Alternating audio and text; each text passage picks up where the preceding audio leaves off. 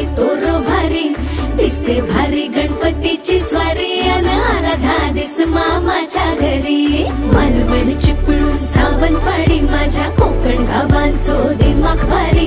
दिसते भारी गणपतीची स्वारी माझ्या कोकणा वाटे